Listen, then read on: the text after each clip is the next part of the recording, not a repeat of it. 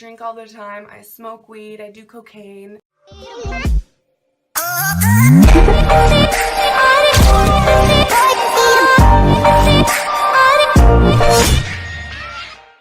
Hey guys, welcome back. It's Taylor. So today's video is going to be a little different. It's going to be a story time for you guys. So if you guys like story times, don't forget to give this video a thumbs up and subscribe if you're new here. Hi, I'm Taylor. So this story time is going to be about the time I went to rehab twice when I was 17.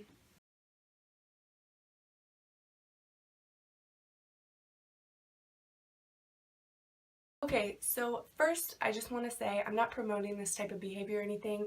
I don't think that it's funny or anything. I'm just telling you guys a story about my past, so I hope that you guys can keep your opinions to yourself if you have any mean ones. Basically, when I was younger, I was pretty bad. I was a little shit, basically.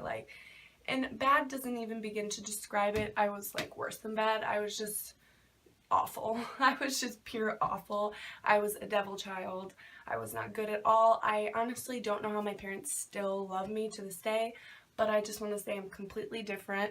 I have grown up. I am not that person at all anymore, but I will say that I do not regret any of it because honestly, as cliche as it may sound, it made me who I am today. So this story takes place when I was 17, and it was started about summer 2009. So it was my summer going into my freshman year, and me and my best friend Shelby were bad together. We were just trouble. When us two got together, it was trouble.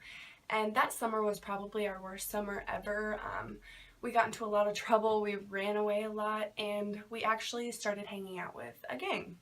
We were not like in the gang or anything, but we met these guys and started hanging out with them all the time. And if you guys do want to hear a story time about like how we met this gang, I believe they were Latin Kings. But if you guys want to hear a story about that, of how we met them, it was a crazy, fucked up story. And I can definitely tell you guys if you want to hear that. So just leave a comment down below if that's something you're interested in. That summer, we were just getting into so much trouble. I remember me and her ran away because we both gotten in trouble, and we decided to stay with these guys. Now these guys had their own house, and it was probably like 13 of them living in this house, and it was not in a good area. It was basically the ghetto, not good at all. And I grew up on a farm, so that's not really the environment that I've ever been around, nor has my friend. So basically we were hanging out with them all the time and everything. And our day basically we were up drinking, doing drugs all night, sleeping all day long, every single day. Like, none of them worked. They sold drugs, you know what I mean? Like, we didn't work at that time. And I think I was gone for almost 2 weeks. My parents had no idea where I was. I remember one morning I woke up to these people waking me up, and I looked up and it was one of my other friends and my cousin, and they're like, "Look, you're coming with us. What are you doing here?" And they probably saw the situation that I was in. Like, drugs and alcohol just consumed the place, and like graffiti all over because they just graffitied this house and like trashed it. And it probably didn't look good that it was just me and my friend and then 13 dudes. So I didn't go with them. I got them to leave, but believe it or not, they went and they told my family and her family where we were, where this house was located. I remember one day we were all sitting there drinking, hanging out, and the doorbell rang. So one of the guys answered it that lived there, and it was a cop, and he was asking for me. And I heard that, and I took off out the back door. I just took off running down the street, and all of a sudden I heard somebody calling my name, and I heard a car coming up, and I looked back, and it was my sister. And I jumped in the car, and I was like, "Oh my God, the cops are looking for me, like, go, go, go." And she like whipped a U-turn and started driving back to that house, and I'm like, "What are you doing? Like, the cops are there, what are you doing?" And I remember she pulled up and got out of the car and told the cops, "Look, she's in the car." The cops told me to get out of the car. They detained me. Is that what it's called? Detained? They didn't put me in cuffs or anything. I wasn't like arrested, but I thought I was. I had no idea what was going on. They told me to get in their car, and I'm like, "What did I do?" They told me I was reported as a runaway, that my sister and my mom had both signed something with the court to have me committed. To adults in Iowa, they can, if people are like harming themselves or someone's harming them, they can have them committed, like as long as 2 adults sign it. so the cops will take them to wherever they need to go. So I remember being in the cop car, I was bawling my eyes out, and I remember we drove about 2 hours. I saw we pulled up to a hospital, and I'm like, what am I doing at a hospital? I'm not hurt. So he pulled me out of the really and took me up, and I saw the sign. It said Drug and Alcohol Abuse Center. Walked in, and it wasn't really a psych ward, but it was in a sense. Like, it was for kids with drug and alcohol problems, but like mental health issues as well. They said that I was committed because I was hanging out with a gang and like on drugs and all of that. I signed a bunch of papers, and I remember they told me what medication that I needed to take, and they had me on depression medication, anxiety medication, and also sleeping medication, and I'd never taken any of that before. And they gave me some like scrubs to wear, and I had to sign all this paper, and it was like in the middle of the night by now. And I remember they told me that was my room, and they locked the door behind me, and there was another girl in the room with me, and I just went right to bed. And I remember like waking up, and it was like you would eat breakfast, and it was just so structured, something I wasn't used to, and it was very scary. I was there with other kids and stuff. We would go to like therapy and drug and alcohol abuse like classes and stuff like that. One-on-one therapy. We would play games and eat. It was so structured, and I was actually there for 33 days. And this was probably about August that month of 2009. That was the first time that I went to rehab. The second time was November, so that was 3 months after that. How this happened was I was kind of not really hanging out with the gang guys anymore once school started, because they were all like in their late 20s, like 25, 26 and stuff, and I was still in high school. So at the time I was actually like talking to a guy that went to a different school. I remember one night I was going to bed, and my friend texted me, and she's like, I want to go drink, and these guys are having a party. So she came and picked me up. It was probably 11 o'clock at night, and hung out with these guys, and we were partying all night. And I remember I went home at probably 4:30 in the morning, because I had to be home right before my dad woke up at 4:45 for work. She actually spent the night at my house that night. Woke up at 7 o'clock, and we had to be at school. Remember that day I did look pretty bad. I had sweatpants on, a t-shirt, the makeup on from the day before. Like, I looked pretty rough, didn't brush my hair. I remember I was sitting in class. It was probably like 9:15 at this point. At our school, we actually had like a probation officer, like counselor type person. I remember she knocked on the door of the classroom, and she asked me to step outside. I'm like, okay, what did I do now? Like, I was always in trouble at that point, and I swear this lady had it out for me. She just did not like me. So she pulled me out of class and told me to go to her office. So we're sitting in her office, and she looked at me, and she was like, you look like shit. Like, absolute shit. Like, are you under the influence? And I was like, no, what are you talking about?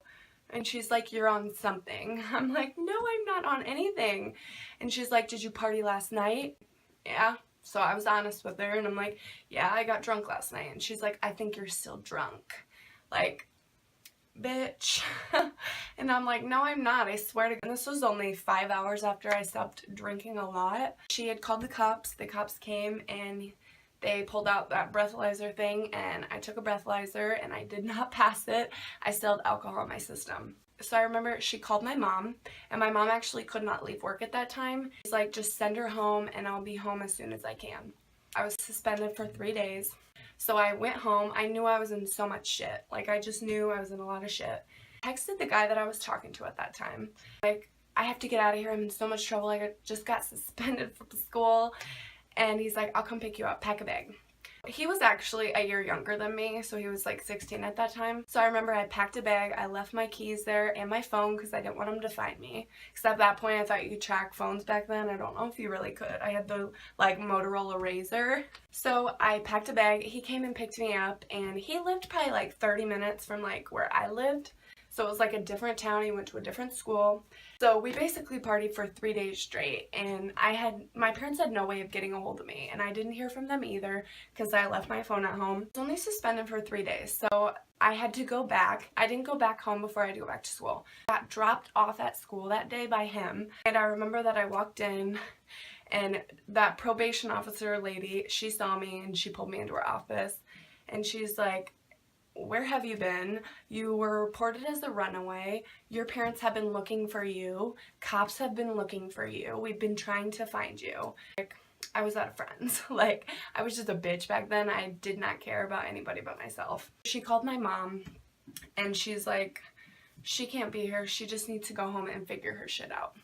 So my mom actually came pick me up because I didn't have a car. And we got home. She was so upset with me, and like, I look back on it now, like, I truly do not know how she, like, still loves me, but my mom is, like, my best friend now. Like, honest to God, we are so close. I'm not like that at all anymore. But I remember we got home, and she, at that point, she just had it.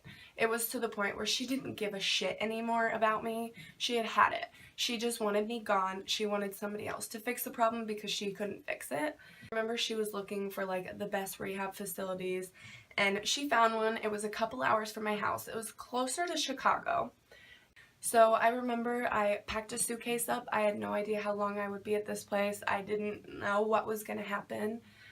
I got to this place, and like, in front of my parents, I had to fill out this thing telling them what drugs I had done. I had to say, like, I drink all the time, I smoke weed, I do cocaine. I didn't do cocaine a lot, but I did, and it was just really uncomfortable in front of my parents. I remember I got to this place, and there was a bunch of people there, and it was honestly really sad to be there because there were some girls that were like addicted to heroin and meth, and they were like 12. I think the youngest person there was 11 years old, and it just was so sad.